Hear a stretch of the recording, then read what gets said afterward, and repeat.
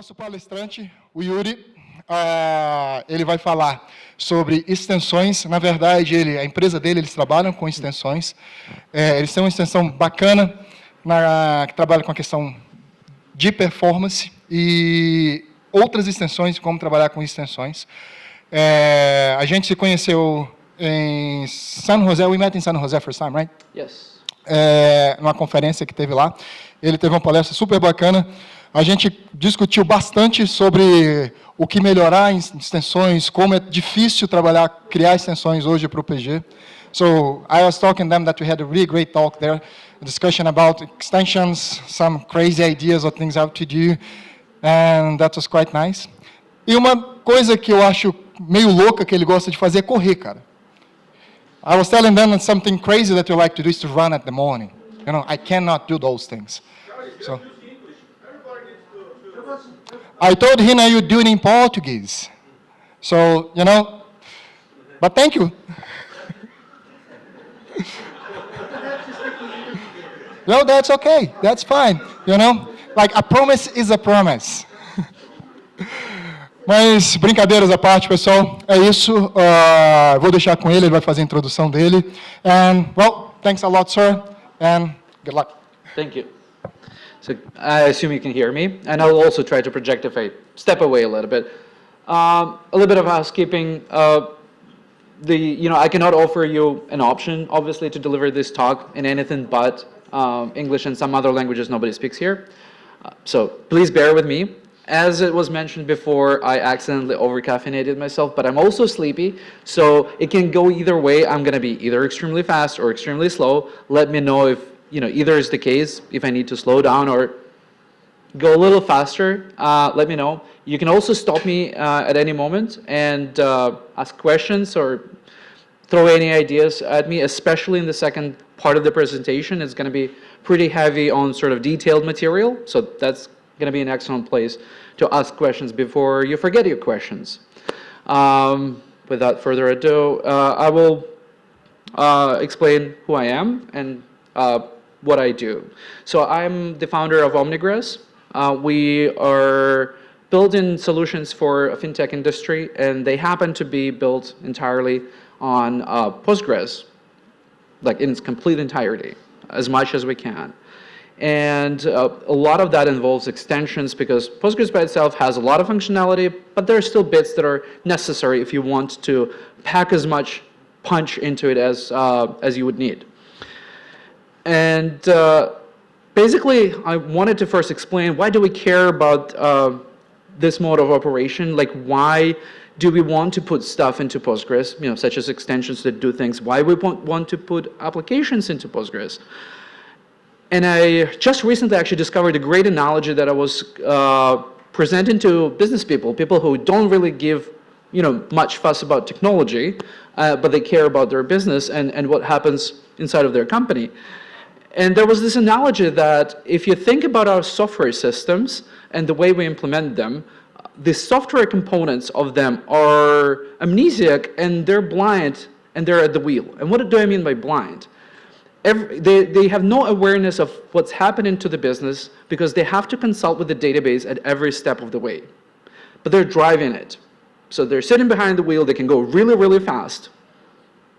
But then they have to stop all the time and check with the database, like, what's going on? And, store this and get me this. And so it's kind of like, Lamborghinis in Miami Beach. So it's very expensive, very fast, and you can go 30 miles an hour, and you stop at every light. So the idea was that, the core thesis behind building the way we do is that if you think about it, if you look at the architecture of software, then you can't really tell what that business does. But if you look at the database, you can actually have a very good understanding of what this business is. That was actually a quote from Michael Stonebreaker, the inventor of Postgres, and I think it still holds very well, all these years later. And the idea was very simple. Let's put the database in charge. It knows everything what's happening. It knows when things change. Let the database drive it. That's because the more you can apply, the algorithms, the code over the data, the more business value you can generate. If you think about it, code by itself does not produce business value. It just, without data, it doesn't really do anything. There's no input and output.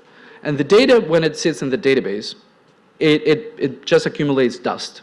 It's not being worked on. So if we can only generate business value when we put them together, they cannot really be considered separate concerns. They are, in fact, parts of the same concern, and that concern is very simple: generating business value. So now, what is a database really? Like, is Postgres just a database? Like things that you put, like a piece of software that you put data in and retrieve the data from? Is it like a filing cabinet? Is it a bucket? Well, if you think about it, about the functionality that Postgres provides, it's more than just a database. It does a lot of things, and we know that by just using it. But even a more important question here is, what is a database anyway? Like, what does it do? By the way, any guesses? Like, any definitions that you might have yourself? Anybody? No? Okay. A record-keeping book. So basically like a source of truth. Okay, good. I mean, it's a good answer. A set of propositions. Very academic definition of it. I like that. Any other takes? No other takes. That's fine. Well, let's start with a simple one, like very pedestrian. It's not just a storage, right? In fact, if you think about it, the way you communicate with your data, you ask database questions. That is, tell me something about what's happening. And what happens when you actually do that? It's not about reading data from disk per se. It's actually about computing the answer. Basically, you retrieve the data, and then you filter the data and apply functions and aggregates to it, and then you get the answer. So if you think about it, it's a data-centric compute engine. And what's even more important, this is how you enforce business rules and invariance in that business. So in fact, database is a representation of business architecture. It's basically a copy of your business, but in a digital way. It's basically how it works. So are we talking about programming then, if it's a framework for describing and running businesses? Well, kind of. We're talking about data-centric programming, and what does it mean? But it doesn't mean it's a database-centric programming. Database is a tool. It's not the goal. But it means that computations should be performed in a database-integrated manner. That is, they're part of this compute engine. And it should be developer-oriented. Big part of the problem with Postgres adoption in this particular fashion is that there's a divide between developers and let's call it database people or DBAs, people who are really confident with this technology. They are sort of in different camps, and developers are, in fact, often intimidated by databases. It's hard for them to understand how they work, what do they actually provide, functionality-wise. And we can either further, continue on that divide and say, we have, special sort of people who are trained to understand databases, and there are people who can do code, and further, indulge in that disconnection and further, widening of the gap. Or we can help developers embrace what databases provide and help them solve business problems using this powerful tooling that we have. So for that, we need to provide them with a development, debugging, and deployment experience that matches their today's expectations and potentially tomorrow's expectations as well. So basically do it just like today, but even better. So going back to what I work on and the company and the project that I'm building, it's not just about extending the database. It's about turning it into a new kind of entity that we can call dataware. That is, software with data by extending it. And it doesn't have to be a complete flip of the script and we do everything differently from tomorrow on. You can start doing that by changing small bits at a time. And so to give you an idea of what is possible with extensions and why should we care about them, there's this representation of what's possible. Like, for example, Starting, at the bottom, we're talking about the extending core of Postgres as a database engine by providing functionality that still does not exist at the lowest level, like query caching or better transaction management, and then proceeding further by providing building blocks that allow you to manage schemas for access control, for migrations, for modularity, having things like improved support for programming languages like Python, JavaScript, Java, etc., so you can run it natively in the database. And then it gets a very interesting territory, like actually serving HTTP WebSockets from within Postgres. So how many of you have heard of Postgres, the project that allows to expose REST API? Great. How many of you use it? A few. Great. So this is kind of like that, but it's on steroids. It's basically embedded now into Postgres. So you can basically run that very same operation, but without having an external component, and it sits right inside of Postgres. And we build this foundation so we can build components that are very useful to businesses. Some of the examples that we've built recently was a financial ledger, so that you can build a correct system of record for value transfer in a fintech company without concerning yourself too much with things like serializability and linearization of those serializable transactions, managing the balances and historical balances and all the things. Basically, we build on top of the core to provide these business value components that we give to our users in fintech. And we've built quite a few developer-oriented extensions. There are some over there. So, for example, we provide advanced types that Postgres has never seen that help with a lot of interesting development experience and correctness functionality, like OmniTypes, OmniID. Come talk to me, later tonight if you're interested in any of these. There's a bunch of stuff. We've built things like HTTP clients and Kubernetes observability extensions, so you can observe your cluster right from within Postgres and access to like Docker containers, etc. But we also built some extensions for extensions, and this is sort of the angle where this talk is going. We saw that Postgres is a very conservative development process and community, which is a good thing for databases. We can't drastically change things in sort of an experimentation and drop them. That is not good for the stability of the project. But because Postgres has extensions, it's a venue to explore new potential features without having to contribute them to the core from the get-go and experiment on them. So it's a playground that in which we're answering unanswered questions. So how many of you are familiar with, for example, the concept of shared preloaded library? A few of you. So for example, we solved some problems with them. I'll touch on that very soon. We've solved the problem of installing and upgrading multiple extensions and access to like source code for your stored procedures and assets that you want to serve in any other way. We've improved support for Python that is available in Postgres, so it becomes a more Pythonic experience. We did a lot more other things, but there's too many of them to mention here. So what I wanted to touch on, and this is where it gets a lot more technical, what are extensions and what are libraries in Postgres terminology? So we'll start with extensions. They are probably things that are most familiar to this audience. These are things that you install with the create extension command, and they're scoped per database, so you install them in a particular database. You can have multiple installations in different databases in your instance. They usually come with control files and SQL files, and they can be implemented in native languages like C or Rust or something like that can be loaded to provide functionality that is impossible to implement otherwise. And so there's a lot of interesting things about them, even starting from installing these extensions.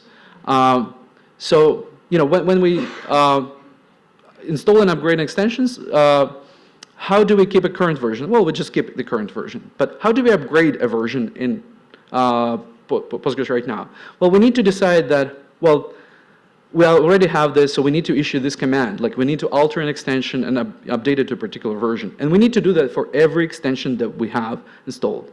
If it's a fresh install, we need to specify, that we want to install it. It's a different command. It's not alteration, it's creation of extension. And then you need to figure out the order of dependencies. Basically, if you care about versions, because unfortunately in Postgres, dependencies are not versioned. If you're familiar with programming processes, usually you specify a range of versions of your dependencies. That is not the case in Postgres. If your extension says, I want such and such extension, Postgres will find whatever it has and says, good, I've got it. But you might depend on a completely different version. So you need to figure out the order of dependencies.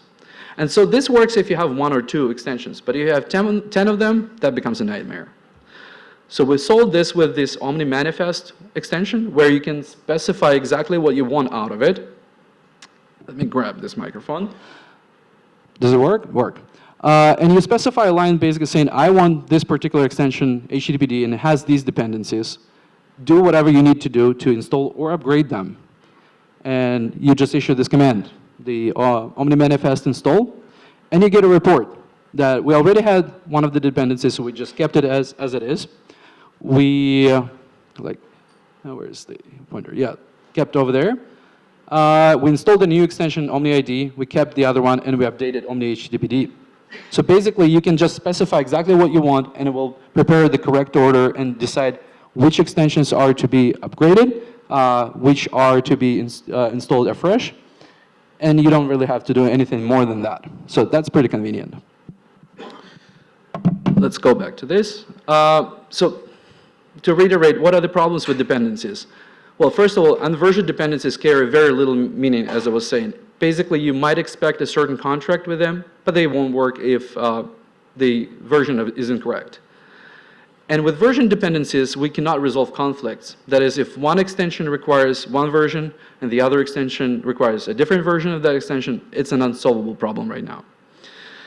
And so it would be interesting actually in the future to reconsider things like nested schemas in Postgres, because right now we don't have that. We have flat namespace. So dependencies, what can we do today? Well, it turns out we can do something. When you install an extension, you can have a little bit of PL/PG/SQL code that will check whether a correct version of the extension is present. And if it isn't, well, say, well, we can't really do that. Like, you have an incorrect version, so please use something else. But there are problems with that. It's not introspectable. That is, you cannot look into the SQL initialization script of that extension and say that's what it's requiring. The control file does not have that information. But we can look into ways to standardize that.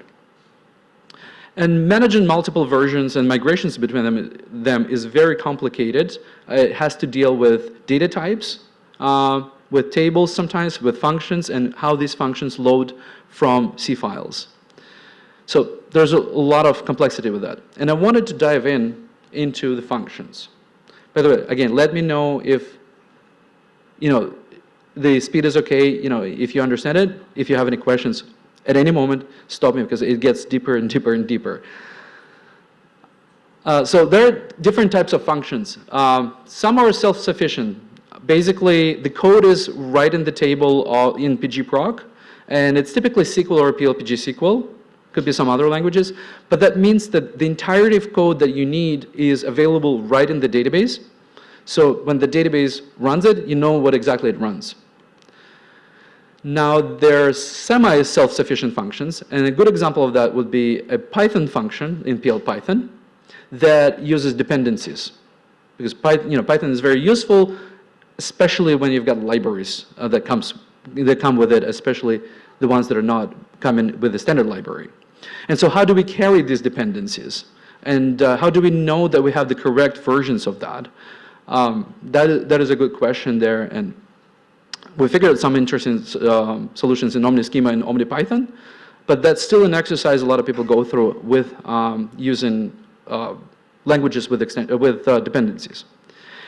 And one of the hardest problems is referenced functions, and those are very common. Basically, these are your native functions implemented in C or Rust, where your PGProc table simply says, well, that function is available by this name in this shared object file. but you can't really tell, what's the code of it. You basically need to go look at that file. It's all compiled, so it's really difficult to say what it is. And there are some problems with that, in fact. If you upgrade an extension and the extension during the migration does not change your reference to a new SO file, you will end up with an extension that has a new schema, but it refers to functions from the previous version, and we'll keep calling them. And it's a very nasty problem to deal with. And we do cover that with extensions that we've built. Yes, please. Yeah, it was quick. The self-sufficient function is like 100% native. I don't need anything to run it, and it's a migration. I am 100% safe that it will work. There's one of the semi-sufficient function, and in that case, this function has at least one dependency, something like this. So when you run migration, if you didn't, actually without OmniGrass, you can't actually specify the extension. So you could have a problem of running a newer version of an extension or another one, and being unable to run this function because it depends on something. So this one is harder to understand, right?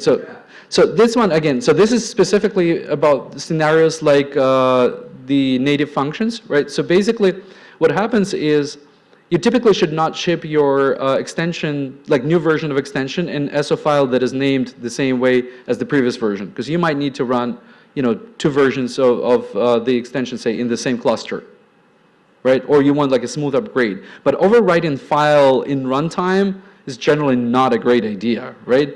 Like, how do you know exactly how it will work, on the intersection of how, say, Linux will handle that, how Postgres will handle loading these files? Will it be a cached version of that library? It's kind of hard to tell, for every particular situation. So it's much safer, generally speaking, to say you have my extension version 1.so, my extension version 2.so. But the problem is that if you created a function in the first version of your extension, and you think, well, the signature of the function did not change, so I don't need to do anything about it. But that's actually incorrect, because when these functions are created in Postgres, they will reference a particular SO file. So you tell your Postgres, well, alter this extension to upgrade to version 2. It says, yay, I ran the script, everything's fine. Except that your functions that you did not update, they will point to the old file, which may end up in basic crashes or whatever, because the schema is new, but the native code is old. So it's completely uncontrollable situation at that point. And so a workaround for that is basically you need to recreate every single function in every new migration, just on the account that it's a new file, even though the signature have not changed. So you're polluting that namespace with kind of meaningless migrations that are specific to how Postgres does things. And the problem here, I think, is that we're referring to SO files a little bit too eagerly. So when Postgres installs extensions, instead of saying that this function belongs in this extension, it says it belongs to a file instead of the extension. So it cannot really track which version of extension it belongs to. So there's a little bit of that disconnect, and my personal discovery there is that if you think about it, and if you look in the code, Postgres handles extensions as a very thin wrapper over other type of functionality that is like loading C functions, and it's not a big system. So it does things in a very simplified manner. And this is kind of an edge case that kind of bled through it. But it does definitely lead to undefined behavior and crashes and whatever else. And it's a mistake that is very easy to make. You forget one function, you forget to basically reload it, effectively saying that now it's actually in this file and not in that file. That's it. You're kind of done. And so what we can do in Postgres is, for example, follow PGRX lead. So PGRX is a library that allows you to build extensions in Rust, and they essentially embed information about your functions in that file. And we can explore augment in Postgres over time so that it actually carries information about functions that the extension wants to export with their typing information. So Postgres can basically refer to that correctly. So that's what it's talking about here. And there's also an effort that I started a couple of months ago, PG function info v2. For those who ever developed extensions, you are aware of PG function info v1, and it has been v1 since ever. There's never been a v2, and maybe there is time to actually look into what's happening, and we have proliferation of extensions. There's going to be a lot more of them, so maybe we fix some problems. And basically, this effort allows for explicit function listing. Say, these are the functions, and these are their signatures, and it's all available in SO file. And there's another hard problem, relocatability. Oftentimes, extensions require you to install a schema, and you cannot move them anywhere because the code that they've written, either in PLPG SQL or in C, simply depends on where these objects are located and can't really do anything about this. And this information was for a conference that was a little deeper on the development side, but basically not having callbacks from Rust that would tell our extension what OIDs are assigned to objects that we're using is preventing us from implementing that kind of relocatability. So it's an interesting topic, but it's very kind of narrow, a specific problem for extension developers. I don't assume many of you have developed extensions. Actually, anybody here who have developed or maintained an extension? 2? 3? Good, at least there are some people. Yeah. But even more broadly, basically, there's a lot of problems that we haven't thought originally of, when extensions were developed. Like, for example, what if I make some changes to my state in a single backend? Well, that's fine, it works, because single backend observes everything. But what if we have to share information with other backends? For example, we have some form of caching or information sharing. Then you have to not only deal with things like shared memory, but you also have to consider visibility snapshots. Basically, can they see what I see? And basically, can I share that information? And transaction callbacks are, tricky. Basically, when do we know that other backends can see stuff that we can see stuff? So there's a lot of complexity.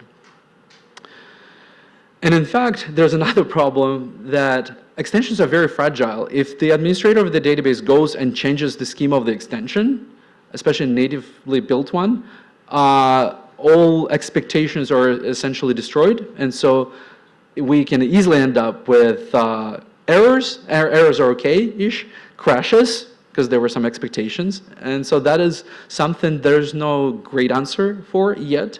But I have been thinking about things like sealing transactions. So basically, using a hook, we can tell that if somebody is trying to alter an extension and update, and change the schema, they cannot do that unless you're doing alter extension update. Basically, only the extension itself should be allowed to change itself, but not anybody else. So that's kind of an interesting idea to explore. And more topics. There's background workers, and they are also complicated because, for example, you cannot operate their lifecycle from within the extension. So when you create an extension, you can sort of launch your extension once during the initialization script, but when you restart the database, there's nobody to start your background worker. And also there's a problem that if you're starting a background worker in your initialization script, depending on timing, that background worker may not see the schema of the extension that it belongs to because it hasn't committed yet. So we're working through our initialization of the extension. We're creating all the objects. Then we're starting the background worker, and we have a really fast machine. Background worker starts, expects the schema to be ready, but it's not. It hasn't been committed yet. It's not visible to background worker. So there's a lot of complicated problems there. So what we've tried to do is to work around all of these limitations, and of which there are many, with an extension called Omni. Basically, it's, as I was referring, a playground for ideas to see how we can solve all these problems today, and then transplant some of these ideas back to Postgres. So here is an example of how we're dealing with background workers. The interesting bit here is that we can, over there, we can specify the timing of the background worker launch. We can say, please register this worker, but only after I fully commit. That is, the transaction that I'm part of, the data committed in it is visible to all other backends, because otherwise my background worker might not be able to see that. And then here we're using a feature that I will be talking in the next slide. We're controlling that only one backend can start the background worker, so there's no race condition. And the feature is actually quite interesting. It's called atomic switchboard. Basically, it allows you to do a form of leader election by literally flipping the switches. There's, by default, 64 switches available for arbitrary reasons for you to choose on. Now, how many of you are familiar with hooks? More people, great. So hooks are a really powerful mechanism to update and to augment Postgres from within using native code. And that is, those are injection points that allow you to take over from Postgres and do something else. You know, either completely overwrite or inject your own behavior. The problem with them, they cannot really be provisioned by an extension because they have to be preloaded for every backend. And there's no good way to actually look into what I have, like the list of hooks sitting there, look at their, for example, timing, like how much time every hook is taking, like basically profile their execution footprint. You cannot easily remove them. You depend on the developers of the library or extension to provide functionality to remove them or disable, for example. And so what we did with Omni, we allowed hooks to be initiated by extensions, so just as part of the initialization of extension. And there's no basically cascade of extensions. For those who are familiar with how hooks work, they're basically a cascade, so that you can save the previous pointer to a hook and call it from your own hook. Instead, we just have an array that lists all of your hooks, and that allows us to easily look and see we have this many hooks, and this is what they did. And what's really nice is that they're transaction aware. So basically, you can install an extension in a transaction, try out the hook. If you don't like it, just roll it back. No other backend is affected. It's only local to that specific backend. So it's allowing for a lot of interesting functionality and allows for transaction, for hook removal, for introspection on timing, etc., etc. And it gives you a lot of visibility into that. So you can see with this example over there, it's kind of big, but this shows exactly where we, let me grab the microphone. So here we're starting a before starting transactions, we can see that there are no hooks whatsoever, there's 0 rows. And then we start a transaction, we create some extension, and then we have a list of hooks that were initialized by that extension. Then we roll back, and again, there are no more hooks. So they come in and out in a transactionally aware way, and while they're installing that extension, they are not affecting other backends, because they're not committed yet. So that was about extensions, and what is a library? So some of you, I saw you're familiar with what libraries are, and they are not user-driven. They're kind of self-driven, but they have to be inserted in Postgres config. So you have to do either session preload or shared preload library and list all the libraries that you load, and then you need to restart your Postgres basically to get them in, especially for shared preloaded libraries. And they're scoped for the entire cluster. So basically, if you have multiple databases for maybe different reasons, those libraries will be loaded for all of them, whether you want it or not. But underneath, they're very much the same as extensions when it comes to native code. So they just load a library and let it go. And cluster scoping is problematic, obviously, because you don't necessarily want that. And this introduces interesting problems. For example, what if you want to upgrade your library or remove your library or add a new one? That means every time you do that, you actually need to restart Postgres. So there's just no way out of that. And that creates friction, like a deployment friction. If we know that an extension will be eventually upgraded, we have to plan for a little bit of downtime. And that's not really great. And so the dream behind this Omni extension was, can we have the best of both? Can we basically remove that separation between extensions and libraries and make libraries look like extensions, basically. Install that functionality like hooks, like background workers from the same interface. So you publish an extension, you can upgrade it at any time, saying like alter extension or use an Omni manifest, and it will automatically deal with unloading the previous version and loading a new one without having to change the config. So the dream there is that we only need to write in one extension into the config. That's the Omni extension. And it serves as the bridge to all other libraries. So that's, that was kind of the meat of that conversation. Any questions so far? Nothing? Okay. If we're good there. So there's an interesting question, actually. What is the extensibility of Postgres? Like, we know we can do extensions, but is Postgres designed to be extensible? And that, the jury is kind of still out on that. And a good question here is, what is Postgres API? And there are different answers to that. One can be sort of extreme, saying whatever is available as, as an exported symbol that is not static to, particular C file, you can use that because it's available. You can call it, or you can say no. Use like a very, very limited set of this functionality because it's hard to predict how a complicated functionality will affect what you do. And what is even more illustrative here is that even maintainers of Postgres are not really sure what the contract is. They basically build Postgres with core of Postgres in mind, right? Whatever it needs, it gets, but it's not an extension first, piece of software. Like, you've probably seen some projects where extensibility is taken to a serious level. It's kind of like microkernel approach where even the core functionality is essentially pluggable. Postgres is not that. And there have been conversations this year at various conferences how we can start defining what Postgres API is and how we can start by grading it, saying this functionality is really safe to use. I mean, as long as you're writing in safe C.